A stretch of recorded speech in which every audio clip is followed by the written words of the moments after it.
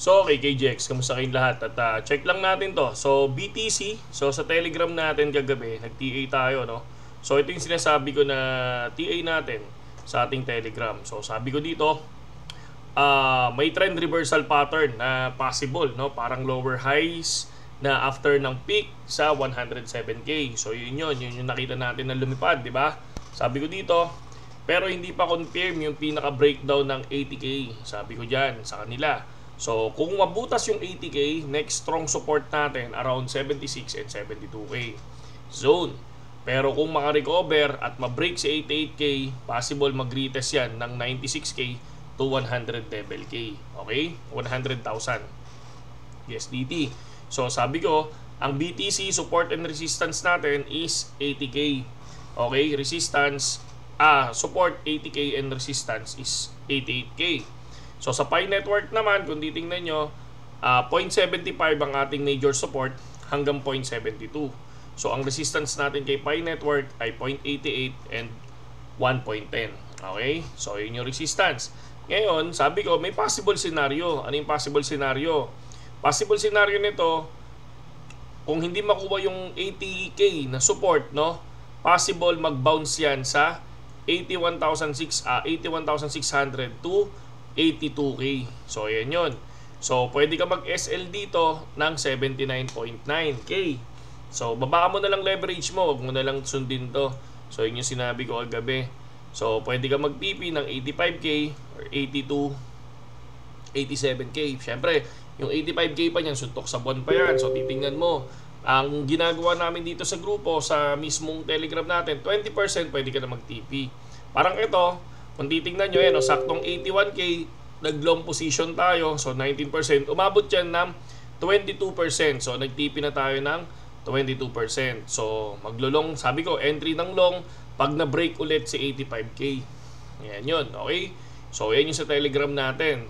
So yung alts na TA natin, sa susunod na yun, sa Wednesday kami magsisimula sa altcoins, no? Sa mga gustong pumasok, syempre, dito sa Telegram namin, nagbago kasi ako ng Telegram para at least alam ko kung sino active.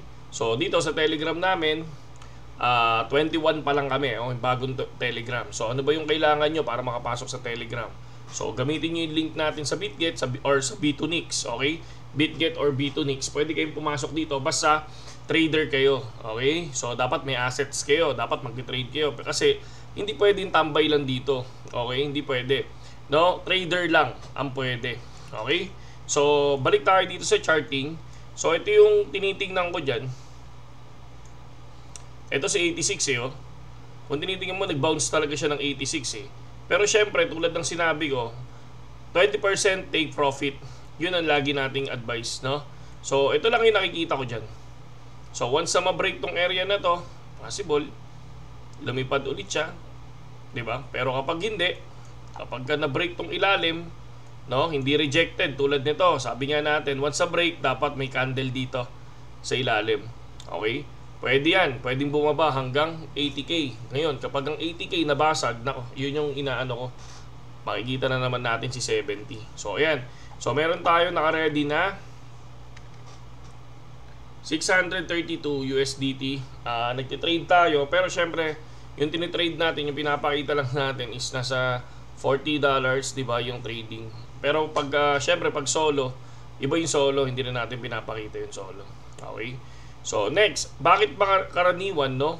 Tingnan niyo pa ito sa Pi Network. Tingnan niyo yung sa Pi Network Ito. Kasi tagal ko na hindi nag-graph sa PC.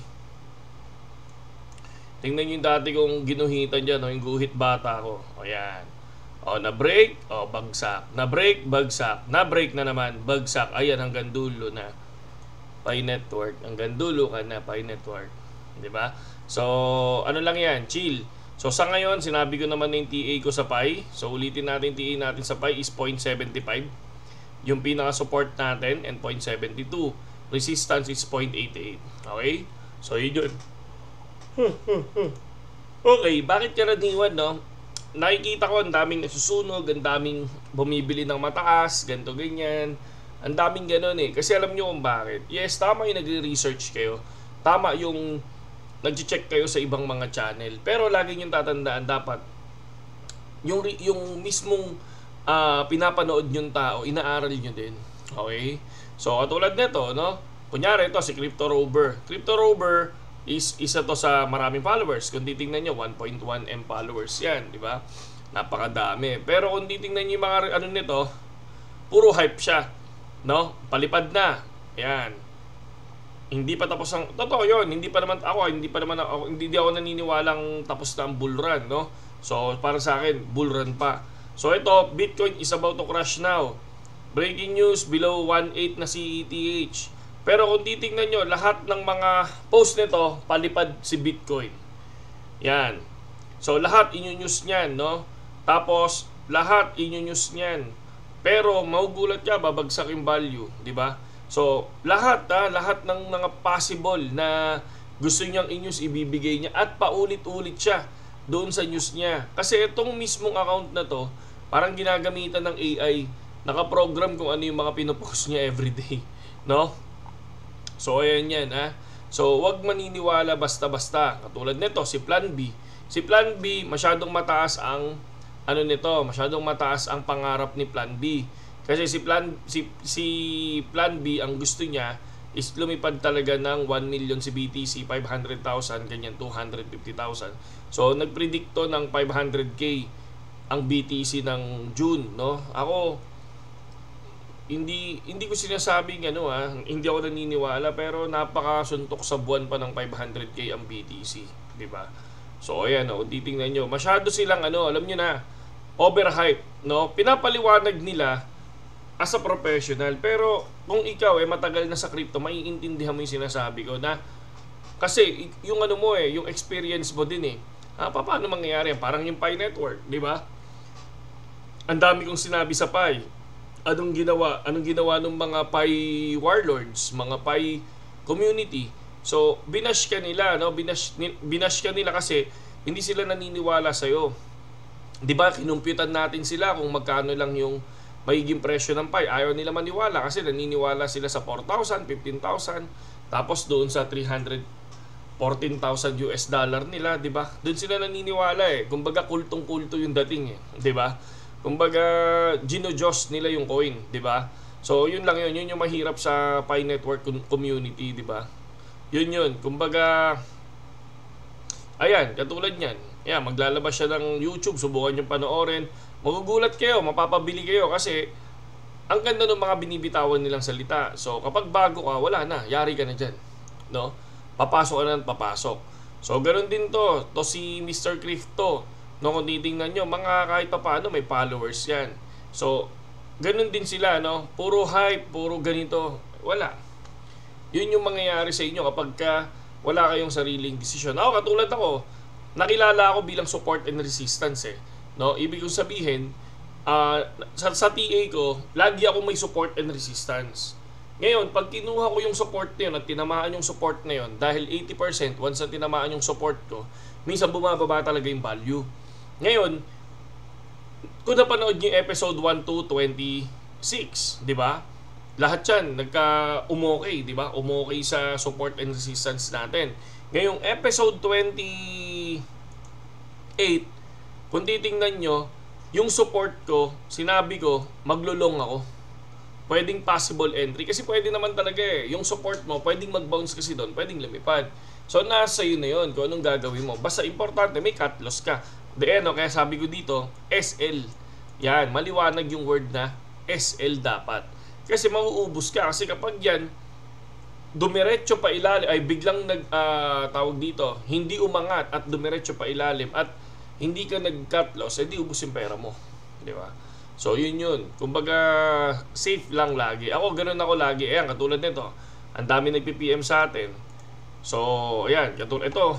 Ito, nadadramahan ako dito kasi wala lang.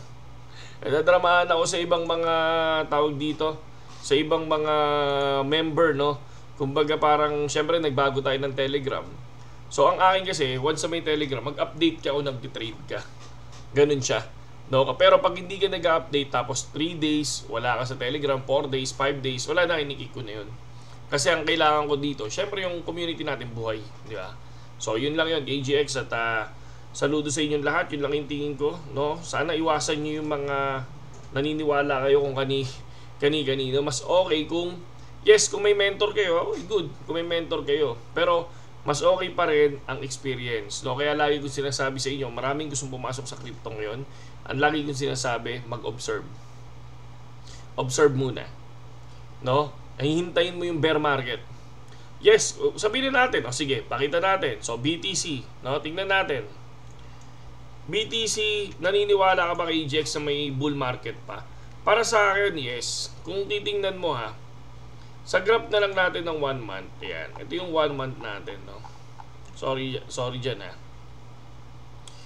Noong 2021, no, kung titingnan nyo, nagkaroon ng high peak na 65,000. And then nag-drop siya hanggang 29,000. So 65,000 to 30,000 na lang. So halos nasa 48% ang binaba ni BTC that time. And then nung nagkaroon ng blood, after nung June 1, ganun ulit ang nangyari, no? Bumaba pa rin siya dun sa area na yon. No, nagkaroon ng panic selling diyan, lalo-lalo na mga retail. Kaya lang pagdating ng July, biglang lumipad na ang value ng BTC at nakuha na ang panibagong all-time high. So ngayon, at tinitingnan natin ngayon is itong area na to. Lumipad. Ito na siya, no? Nagkaroon na ng lipad dito sa area na to. Tapos, umangat hanggang 108.